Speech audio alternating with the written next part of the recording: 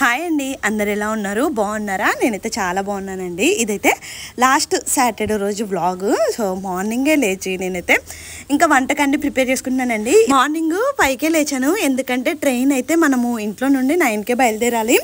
10:50కి ఉంటుందని చెప్పారు. So better మనం 9కే బయలుదేరితే రీచ్ అవ్వడానికి ఒక 1 అవర్ పడితే అక్కడ 1 అవర్ బఫర్ లాగా ఉంటుంది కదా అనేసి ఇంకా మా చిన్నోడికి మాకు బ్రేక్ఫాస్ట్, లంచ్, డిన్నర్ అవన్నీ ప్రిపేర్ చేయాలి కదా.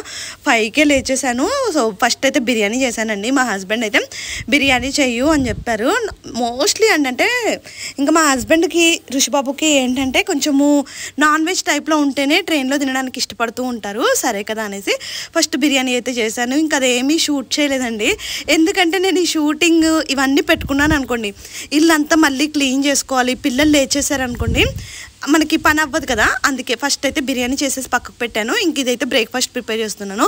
సింపుల్గా ఉప్మా అయితే చేసేస్తున్నానండి. ఇంకా ఇందులోకి అయితే చిన్న బాబు, పెద్ద బాబు అందరూ తినేస్తాము.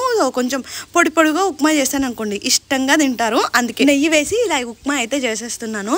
అండ్ ఫస్ట్ అయితే భీమవరంకి వెళ్తామండి, మా తోటికోడలు వాళ్ళ ఇంటికి వెళ్తాము. తర్వాత అక్కడ నుంచి నరసాపురం వెళ్ళేసి తర్వాత అయితే ఫంక్షన్కి అయితే వెళ్తాము. అండ్ మనము అందరికీ దూరంగా ఉండడం వల్ల ఇప్పుడు పాపం వాళ్ళు బాధలో ఉన్నప్పుడు కూడా మనం ఎక్కువగా వెళ్ళలేకపోతున్నాం అనేది ఆ బాధ అయితే మాకు ఎక్కువగా ఉందండి. ఎందుకంటే అక్క అయితే నాతో చాలా క్లోజ్గా ఉంటుంది. సో తను ఇప్పుడు బాధలో ఉన్నప్పుడు అంటే ఎంత ఫోన్లో మాట్లాడినా అంటే మనము ఉండి వాళ్ళతోని కొంచెం అంటే మూడ్ అవుట్ ఇట్లా బయటికి తీసుకెళ్ళడము అలా కొంచెం ఉండుంటే బాగుండేది కదా. అందుకే అండి ఒక 2 days అయినా అక్క వాళ్ళతోనైతే ఉండాలనేసి అయితే డిసైడ్ అయిపోయి ఫస్ట్ అయితే భీమవరం అయితే వెళ్తున్నాము.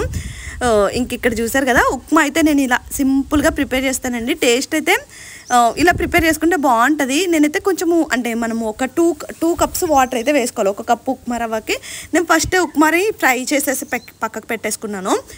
ఇప్పుడైతే ఇలా అయితే ప్రిపేర్ చేస్తున్నాను. ఇంకా అసలు నాకైతే భలే టెన్షన్గా ఉంది, ఎందుకంటే 9 వరకు ఎగ్జాక్ట్గా బయలుదేరాలని మా హస్బెండ్ చెప్పారు. ఇంకా అందుకే అటు వంట చేస్తూ ఇంకా వేరే పనులు కూడా చేసుకుంటూ ఉన్నాను.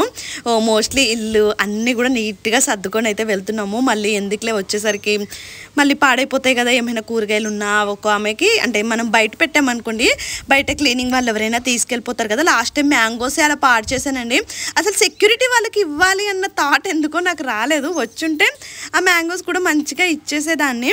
అండ్ మా భవానీ అయితే ట్రిప్కి వెళ్ళిందని చెప్పారు కదా, అంటే ఒక 2 subscribers అయితే కామెంట్ చేశారు, మీరు ఎప్పుడు వెళ్ళలేదా ఫ్లైట్ జర్నీ గురించి అనేసి. మేమైతే వెళ్ళామండి, అత్తమ్మని తీసుకొని తిరుపతికి వెళ్ళాము ఫస్ట్ టైం ఫ్లైట్లో.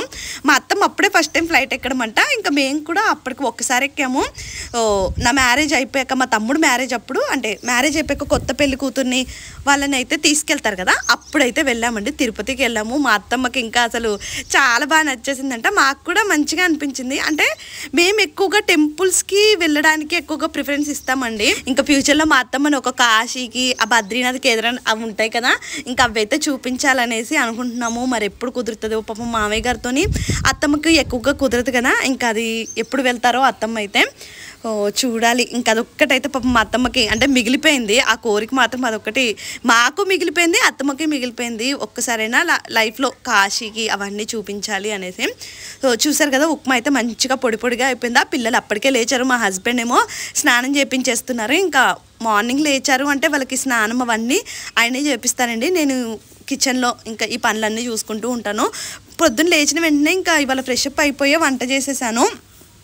బెటర్ కదా, ఇంకా ఫటాఫట్ పనులన్నీ అయిపోతాయి అనేసి ఇంకా అన్నీ ప్యాక్ చేసేసుకున్నానండి. లాస్ట్కి ఈ గిన్నెలు ఉండిపోయాయి, అండ్ ఆ గిన్నెలు కూడా మంచిగా నీట్గా తోమేసాను. కిచెన్ కూడా తుడిచేసుకున్నాను. ఫస్ట్ టైం ఇంత ప్లాంట్గా వెళ్ళేసరికి నాకే సర్ప్రైజ్. మా ఆయన లేచేసరికి ఇలా ఫుల్ సర్ప్రైజ్ అయిపోయారు. ఏంటి బిర్యానీ చేసావా? అండ్ చిన్న బాబుకి ఎగ్స్ ఉడికేసుకున్నాను, పప్పు చేశాను. అంటే బాబు పప్పు తింటాడు కదా అనేసి ఆ బిర్యానీ అయితే తినడండి మా చిన్నోడు. అందుకే మంచిగా అందులో చూశారు కదా, అందులో పప్పు అయితే పెట్టుకున్నాను. అన్నము పప్పు కలిపి ఉడకబెట్టాను. ఇంకా సపరేట్గా మళ్ళీ అన్నం కూడా వండాను. మరి నైట్ అయితే మళ్ళీ తినడు కదా, అలా అనేసి కొంచెం కర్డ్ రైస్ తినిపిద్దామనేసి నైట్కి ఏమో కర్డ్ రైస్ పెట్టుకున్నాను. ఇప్పుడైతే పప్పు, అన్నము అండ్ ఉప్మా కూడా తినేశారు పిల్లలు అయితే, ఇక్కడే తినేశారు. ఇంకా వాటర్ బాటిల్ అదొకటి. అండ్ మేము ఇక్కడ కొత్తింట్లోకి వచ్చినప్పటి నుంచే వాటర్ ప్యూరిఫైర్కి ఏమైందంటే ప్రెషర్ ఎక్కువ వచ్చేస్తుందండి. ఇక్కడ వాటర్ ప్యూరిఫైర్ అయితే పాడైపోయిందండి. అందుకే ఇంకా ఈ బిస్లరీ టిన్స్ ఉంటాయి కదా, ఇవి వేయించుకుంటున్నాము. అండ్ ఇంకొకటి ఏంటంటే ఇక్కడ మేము ఉండే అపార్ట్మెంట్లో అన్నీ కూడా ట్యాంకర్ వాటరే అంట. ఆ ట్యాంకర్ వాటర్నే మళ్ళీ ఫిల్టర్ చేసుకొని పిల్లలకి తాగిపించడం ఎందుకులే అనేసి ఈ టిన్ అయితే వేయించుకుంటున్నాము. ఇదైతే 100 రూపీస్ అండి, మనకి 20 లీటర్స్ వస్తుంది. అండ్ బిస్లరీ యాప్ ఉంది అన్నట్టు, అందులో బుక్ చేసేసుకున్నాం అనుకోండి మనకి ఫ్రీగానే డెలివరీ ఇస్తారు. 100 రూపీస్ అయితే తీసుకుంటున్నారు. ఇంకా ఈ మధ్యకాలంలో అయితే ఇదే వాడుతున్నాను. నేను ఏమనుకుంటున్నానంటే వంటకి కొంచెము అంటే ప్యూరిఫైర్ వాటర్ అలా యూజ్ చేసేసి డ్రింకింగ్కి మాత్రము ఈ బిస్లరీ వాడదాం అనుకుంటున్నాను. ఎందుకంటే ఈ బిస్లరీ మనకి చాలా కాస్ట్ అయిపోతుంది కదా. నాకు జస్ట్ ఒక 2 డేస్ అలా వస్తుందండి టిన్ అంతే. ఓ 2 డేస్కి 100 రూపీస్ అంటే కొంచెం ఎక్కువే కదా.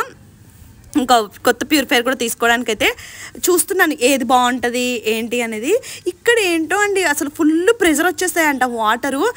వాషింగ్ మిషన్ కూడా కొత్తగా ఇట్లా ఎక్స్టెన్షన్ లాగా పెట్టేపించాము, మళ్ళీ పాడైపోతాయి వస్తువులు అనేసి. ఇంకా 9కి ఎగ్జాక్ట్ మా హస్బెండ్ అయితే క్యాబ్ బుక్ చేశారు. అప్పటికి మా చిన్నోడు ఎందుకో ఏడుస్తూనే ఉన్నాడండి. అందుకే ఇంకా కొద్దిసేపు కూర్చోబెట్టి ఊరుకోబెట్టేశాక చూసారు కదా హ్యాపీగా కూర్చున్నాడు.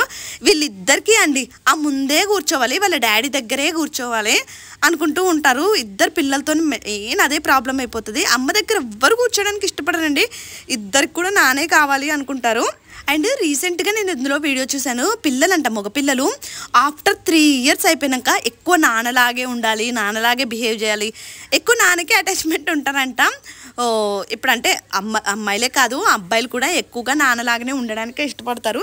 అమ్మ అంటే ఇష్టం ఉంటుందండి, బట్ ఎక్కువ నాన్నలాగా ఉండాలి, నాన్నతో టైం స్పెండ్ చేయాలి అలా అనుకుంటూ ఉంటారు. మేమేమో 10 ఆ టైంకి వచ్చేసాము. మా ఆయనకి అదేమో ట్రైన్ ఏమో అంటే డిలే అయ్యిందంట ఒక 40 మినిట్స్. అక్కడైతే డోర్స్ అయితే ఓపెన్ చేయలేదు. మేమైతే కొంచెం ఏసీ టికెట్లే చేసుకున్నామండి. పిల్లలతోనే అసలు ఎండలు ఎక్కువగా ఉంటాయి కదా అటు సైడు. బెంగళూరులో అయితే చాలా చల్లగా ఉంది, కానీ ఇంకా మనం వెళ్ళే కొద్దీ వేడిగా ఉంటుంది కదా. ఈ పిల్లలతో అసలు అండి పరుగులు ఎలా అంటే మేము కొంచెం ఎర్లీ నార్మల్గా ఎప్పుడు ట్రైన్ ఎక్కినా కూడా అరౌండ్ 3 ఆ టైంకి ఎక్కుతాము.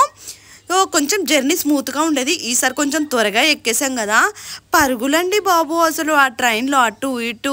ఇంకా వాళ్ళకైతే పాపం పక్క వాళ్ళకి ఎంత డిస్టర్బెన్స్ అయ్యిందో. వీళ్ళేమో ఇద్దరు చెప్తున్నాను కదా నానే ఎత్తుకోవాలి, నానే ఉండాలి అనేసి. వాళ్ళందరూ చూసిన వాళ్ళేమో ఈ పిల్లలు ఏంటి నానా నానా అని ఇంతలా చెప్తున్నారు అనేసి ఇంకా డిఫరెంట్గా చూశారు. వాళ్ళని ఆపలేకే మాకైతే పెద్ద టాస్క్ అయిపోయింది. డే టైం జర్నీలు ఉంటే ఇలా ఉంటుంది అలా అనేసి బస్ బుక్ చేసుకుందాము అంటే అమ్మో ఆ బస్ జర్నీ ఇంకా కష్టంగా ఉంటుంది అనేసి ఇలా ట్రైన్ అయితే చేసుకున్నాము. పర్లేదండి, ఫుడ్ అదంతా బాగానే తిన్నారు. కానీ ఏంటంటే అల్లరిగా ఒక్క దగ్గర కూర్చోనండి. ఆ ట్రైన్ మూవ్ అవుతూ ఉంటుందా, మా చిన్నోడు పడిపోతూనే ఉన్నాడు, దెబ్బలు తగిలించుకోవడం, ఆ పైకి ఎక్కడం కిందికి దిగడం, ఇదే సరిపోయింది. పిల్లలతో ట్రావెల్ అంటే ఇంక ఇలానే ఉంటుందేమో. నేను మా ఆయన అందుకే ఎటైనా ట్రిప్లోకి వెళ్దామన్నా ఏదన్నా కూడా వద్దు అని చెప్తూ ఉంటాను. ఎందుకంటే ఇలా ఉంటుంది వీళ్ళతోని. ఆ పెద్దదాన్ని అంటే కొంచెం బిర్యానీ మాత్రం ఎక్కువ క్వాంటిటీలోనే చేశాడు. రోజు అయితే రైస్ క్వాంటిటీ చాలా తక్కువ తింటామండి. ఇంకా ఇలాంటి బయటకు వచ్చినప్పుడు మాత్రం ఫుల్గా తినేస్తాము. బిర్యానీ మాత్రం పర్ఫెక్ట్గా వచ్చింది. నేనైతే బాస్మతి రైస్ అయితే యూస్ చేయనండి బిర్యానీ చేసేటప్పుడు. అయితే నార్మల్ రైస్తోనే కొంచెం మెత్తగా చేస్తాను. ఎందుకంటే ఋషిబాబు 2 టైమ్స్ తిన్నప్పుడు మళ్ళీ ఆ ట్రైన్లో తేడా చేసింది అనుకోండి, ఎందుకు చెప్పండి అని కొంచెం సాఫ్ట్గానే కుక్ చేస్తాను. అండ్ ముందు రోజు చికెన్ తెచ్చేసి మ్యారినేట్ చేసి పెట్టుకున్నాను కాబట్టి నాకు మార్నింగ్ త్వరగా అయిపోయింది అండ్ పర్ఫెక్ట్గా కుక్ అయిందండి. ఎంత బాగుందో బిర్యానీ అయితే. మా ఆయన మాత్రం మంచిగా బాగా నచ్చింది, ఇష్టంగా తిన్నారు. ఇంకా ఇలా టమ్మీ ఫుల్గా తిన్నారనుకోండి, ఆ ట్రైన్లో వచ్చే అవి ఇవి ఉంటాయి కదా, అవి ఇంకేమి ఇంకా అన్నమే అంత ఎక్కువ తిన్నాక ఇంకేం తినాలనిపిస్తుంది చెప్పండి. లడ్డు బాబుకు కూడా మంచిగా అన్నం పప్పు తెచ్చాను కదా, అందులో నెయ్యి వేసి కలిపేసి పెట్టేశానా, శుభ్రంగా తినేసి అటు ఇటు పరుగులు ఎడుతూనే ఉన్నాడు. ఇంకా నేనైతే కూర్చొని ఉన్నాను. నాకైతే ప్రొద్దున్నే లేచానండి, నైట్ పడుకునేసరికి 1 అయిపోయింది. మళ్ళీ 4:30కి ఆ టైంకి లేచేసి వంట చేసుకొని ఇంకా కొంచెం బాడీ అయితే టైర్డ్ అయిపోయింది. అండ్ మార్నింగ్ ఇంకొక డిసడ్వాంటేజ్ ఏంటంటే మార్నింగ్ 3కి భీమవరంలో దిగడం అండి.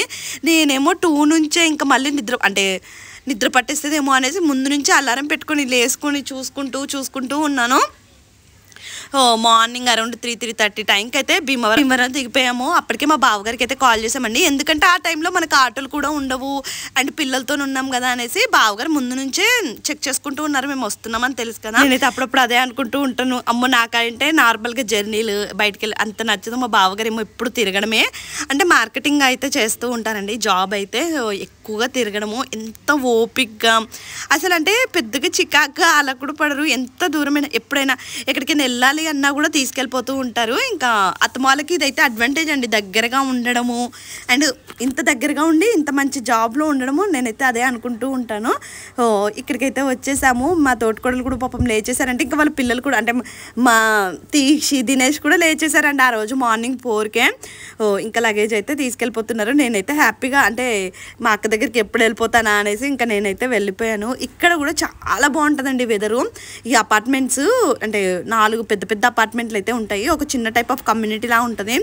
మొత్తం పక్కకైతే ప్రజెంట్ అయితే ఫుల్ పొలాలండి, గాలి మంచిగా వస్తూనే ఉంటుంది. మనకి కొంచెం మార్నింగ్ 7 ఆ టైంకి అయితే ఫుల్గా ఇంకా బయట అంటే కిందికి వచ్చామనుకోండి మంచిగా ఉంటుంది. అప్పటికే మాకేమో ఇంకా సగం నిద్రపోతూ అంటే ఇంకా వెళ్ళి పడుకుందాంలే, ఇంకా కొంచెం బాగుంటుంది కదా ఒక టైపు. మళ్ళీ ఒక నిద్ర తీసామనుకోండి మళ్ళీ బౌన్స్ బ్యాక్ అవుతాం కదా.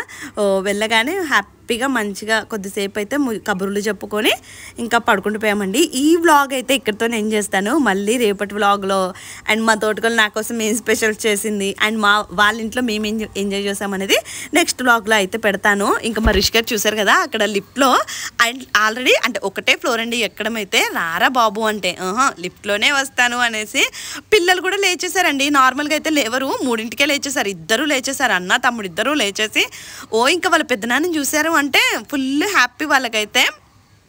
ఫస్ట్ అయితే రిషిబాబు నరసాపురం వెళ్దామమ్మా అన్నారు, కానీ ఇంకా పెద్దనాన్న ఇంటికి వెళ్దామమ్మా ఒక 2 డేస్ చెప్పాక నరసాపురం అంటే ఇంకా పిల్లలకి అదొక టైప్ ఆఫ్ సరదా ఉంటుంది కదా.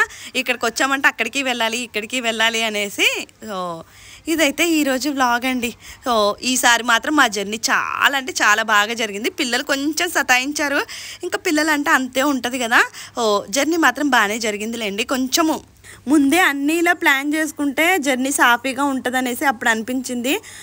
ఇంకా ఏమి చేయాలన్నా మనమే యాక్టివ్గా ఉండాలి కదా. నేను చెప్పాను కదా వ్యూ చూసారు కదా ఎంత బాగుందో, అసలు ఫుల్ గాలి వచ్చేస్తుందండి. పక్కకు అంతా ఖాళీ ప్లేస్ ఉంది కదా, మంచి పీస్ఫుల్గా ఉంటుంది మార్నింగ్ అయినా ఈవినింగ్ అయినా కూడా.